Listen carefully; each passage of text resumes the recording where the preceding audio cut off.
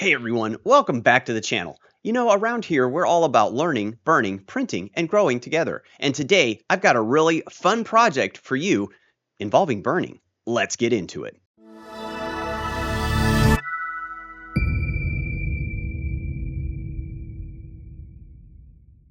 All right, we're going to take black porcelain drinkware and engrave it with the fiber laser to get super high resolution designs.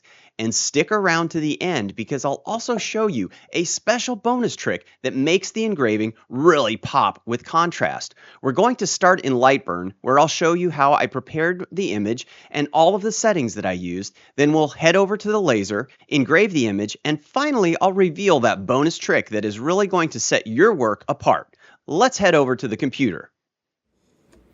Okay, gang, here we are at the computer. I have this lovely wedding photo of my beautiful daughter on here. So we're going to prepare this image. A couple of things that we want to do.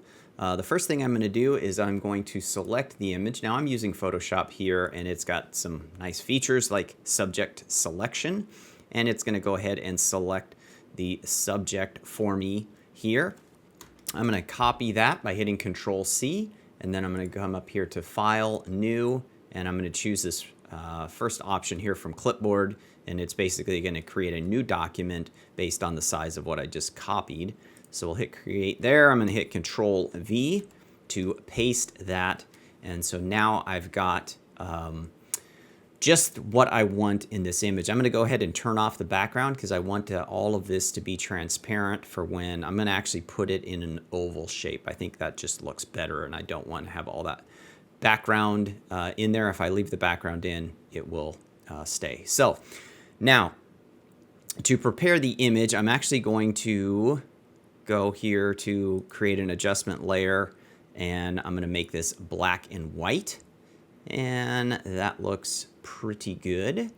And then one other thing that I'm going to do here is I'm also going to add to this, I'm going to add brightness and contrast, because this looks really good. If I was printing this would look great, but because we're laser engraving it on a black mug, I want to limit basically the range here. You can see here on her shoulder and her forehead, that's where the sun was directly hitting her. So those are very bright. And then we've got areas here where her hair and the flowers are very dark. So I'm just going to turn my contrast slider all the way down just to kind of even this out a little bit.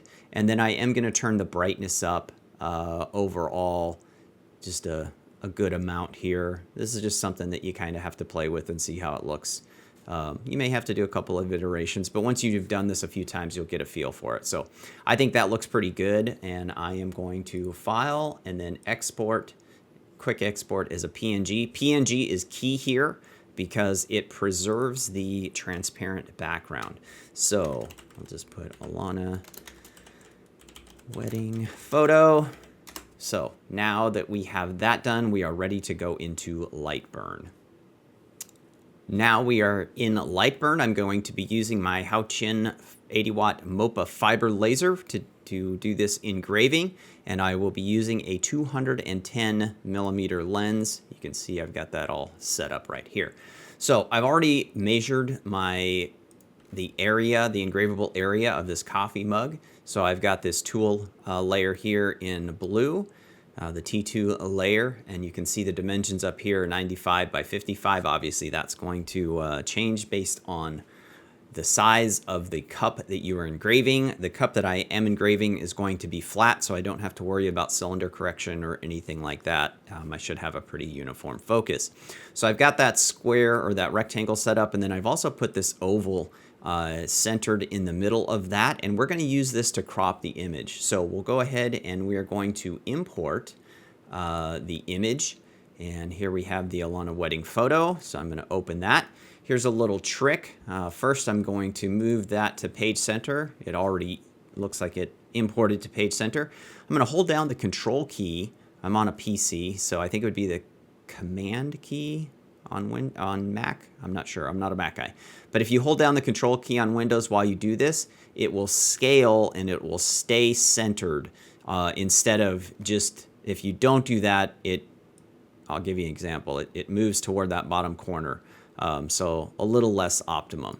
But anyway, so we've got that. I'm going to go ahead and scale this up a little bit for the crop. I don't mind cutting off a little bit of the bottom of her dress there, but we'll get this roughly positioned.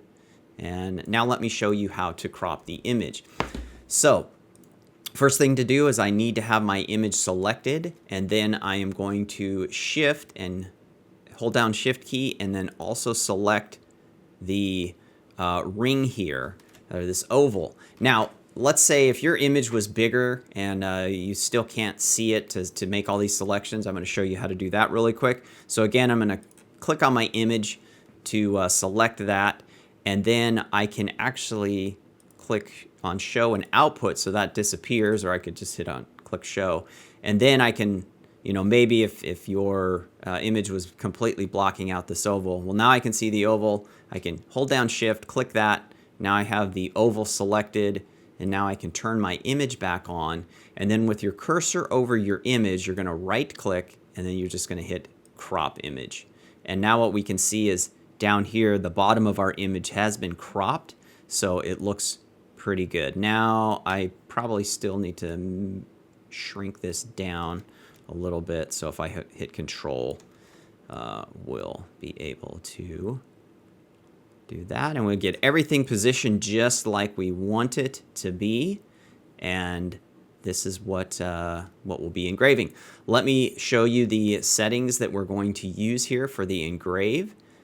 So for my image, I am, again, this is an 80 watt JPT, so speed is 1500 millimeters per second, max power is 40%, min power is 20%, my frequency is 15 kilohertz, Q pulse is 200 nanoseconds, and then my line interval is 0.0250 or 1016 dpi.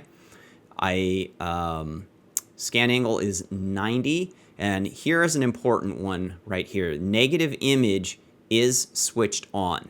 And let me explain that really quick, because you might be thinking, well, this image on your screen is not a negative.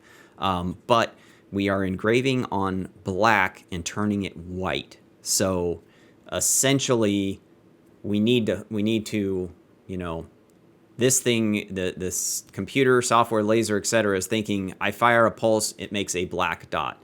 But in actuality, it's going to make a white dot. So we need to have negative image on. So those are the settings for that. You can see this is the date of the wedding. My fill settings here, or excuse me, my text setting on that layer, 1500, max power of 90, frequency of 25, Q pulse of 200. I do have crosshatch on, so it'll do 2 passes on that because we want a nice deep engrave. And then my line interval is set at 0.0127 or 2000 lines per inch. Might be a little overkill, but it is what it is. So that is our image, and we can now take this over to the laser. And here we are at the laser. I've got my beautiful Hao-Tian 80 watt MOPA fiber laser in my Tico laser enclosure. This thing is working great. So there we go. Reposition the camera so you can see what's going on. First thing is we've got our mug here. It is just gently being held in place. I've gone ahead and used my digital angle gauge to make sure that it is level to the head. It is already focused, and so we are ready to go. Now I've got the framing. I don't know if you can see the red border here, but I've got that framed. Everything is looking good. Little trick. Just reaching over to my laptop here, you can use your arrow keys even while you have the framing on to nudge your engraving space, you know, your framing boundaries there, right or left. Let's see, I actually think I'm going to come to the right just a little bit. If it moves too much, you can hold down the control key and gently nudge things back. So that looks good. Everything is framed up, and we are ready to close the enclosure. We'll move the camera so you can keep an eye on the progress here. And we will go ahead and start start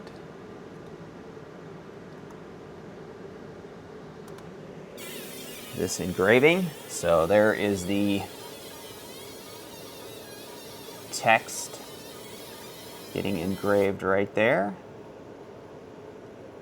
And now the image in that grayscale mode is being engraved in the cup. So once this part finishes up, then we will move on to whatever the next step is. Here's the bonus trick I mentioned earlier. We're going to boost the contrast of this engraving using a simple but effective method. For the next step, we are going to fill this with acrylic paint. Now this is just some, I guess the brand is Folk Art Multi-Surface. I think I got this at Walmart or Michael's or wherever your craft store is. What we're going to do is we are going to put it on here with a fine brush. We're going to let it dry for an hour. Actually, I'm going to wipe it off before I let it dry. And then we're going to throw it in the oven at 350 degrees and bake for 30 minutes. So we'll go ahead and get a couple of globs on there. And then I just have a nice fine brush. I definitely would recommend using a fine brush because you don't want to have like really rough strokes. We're going to get this covered. You don't want to let this sit on here for too long because when it dries, it becomes a real pain to get off. And we don't want to take away the paint that we're filling these pores in. So that is probably long enough for that. I'm going to set my brush down and grab a rag and then wipe this off.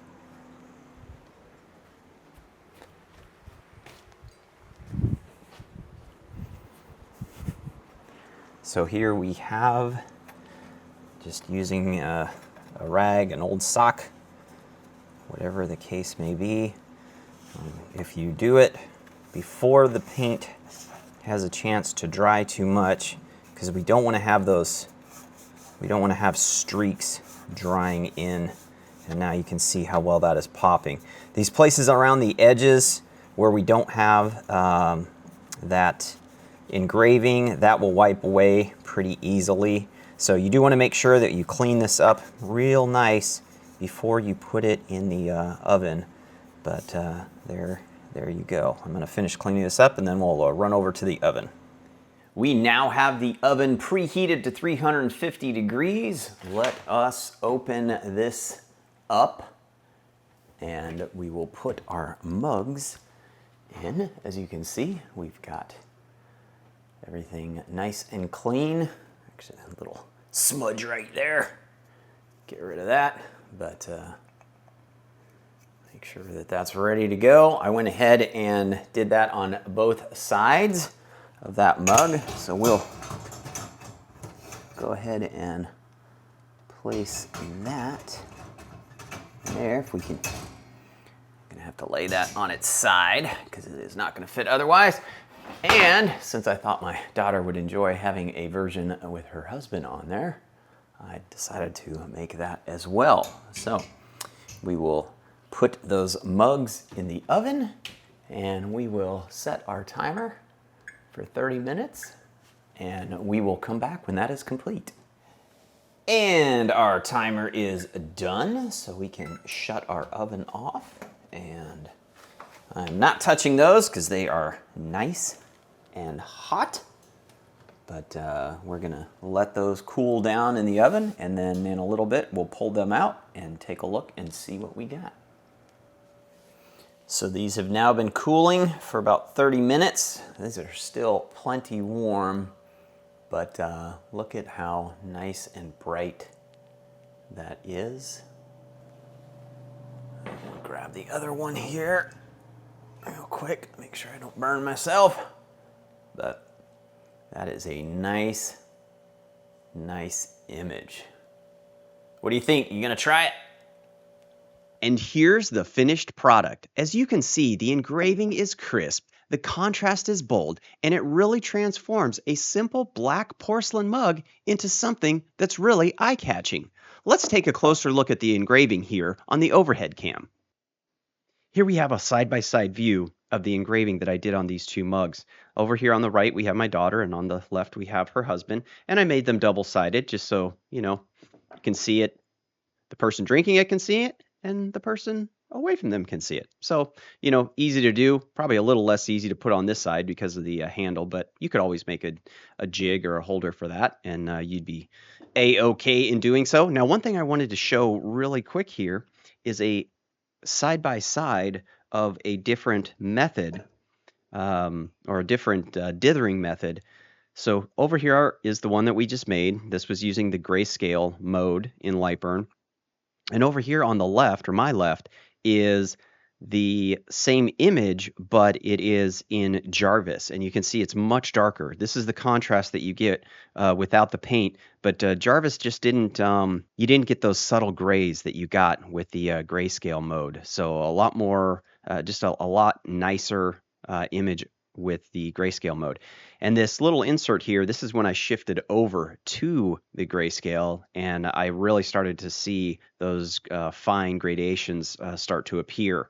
And initially when I started this project, I was just using either Jarvis or Stucky, and I wasn't super thrilled with my results. It's like I said, even after adding the paint, it was really hard to get much contrast, or actually there was too much contrast. So that grayscale was really the trick, at least with this drinkware. Now, I did try other colors. I will say that. And you really, at least in my experience, you kind of have to stick with the blacks. I got some mugs that were exactly like this in blue. And no matter what I tried, there was very little color change, and it actually just started like fracturing and cracking, and it was not good. But anyway, now I bought these mugs at Family Dollar for $1.25 each. I think you could put a fairly decent markup on something personalized like this. What would you engrave? Let me know down in the comments. All right, folks, let's wrap this up. If you enjoyed this project, make sure to hit that like button, subscribe to the channel if you haven't done so already, and smash the notification bell so you know when I drop new content. As always, I enjoy the time that we get to spend together here on the channel. Let's keep on learning, burning, printing, and growing together. Take care, everyone.